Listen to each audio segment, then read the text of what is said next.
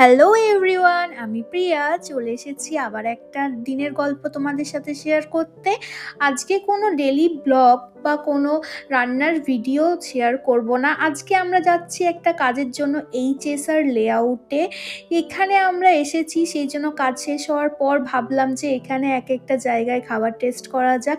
সেগুলোই দেখাবো আজকে যে আমরা কি কি টেস্ট করলাম। এই যে ফার্স্টে এই পিৎজাটা ট্রাই করেছিলাম। এই পিৎজাটা আমার মোটামুটি লেগেছিল, খুব ভালো লাগেনি।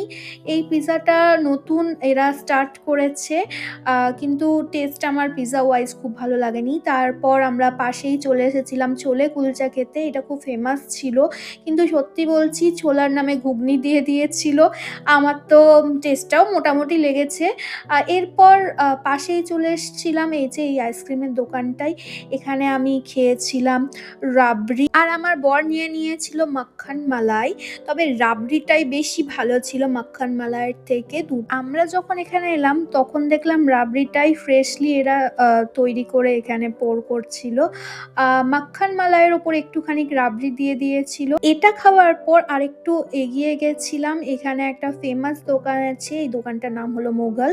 তো এখানে আমার বর আগেও খাবার খেয়েছে, সেই জন্য বললো এখানে আসতে। এখানে নিয়েছিলাম চিকেন সিঙ্গারা, দারুণ ছিল এটা, আমার জন্য একদম ইউনিক রকম ছিল। এই সিঙ্গারাটা নর্মাল সিঙ্গারার মতো ছিল না, র‍্যাপ দিয়ে এই সিঙ্গারাটা তৈরি করা হয়েছিল। এরপর নিয়ে নিয়েছিলাম 2 কাপ চা, তারপরে অর্ডার করে দিয়েছিলাম স্কুইড। আমার বরের স্কুইড ট্রাই করার খুব ইচ্ছে ছিল, কিন্তু আমার একটুকুও ভালো লাগেনি খেতে স্কুইড, আমার বরেরও তেমন ভালো লাগেনি। এরপর দেখলাম সামনে তৈরি হচ্ছিল কুনাফা, এই জন্য একটা কুনাফা অর্ডার দিয়ে দিলাম। এটা আইসক্রিম কুনাফা ছিল, কিন্তু আমি আইসক্রিমটা এটার মধ্যে দিতে বারণ করেছিলাম, এই জন্য আইসক্রিমটা পাশে দিয়ে গেছিলো।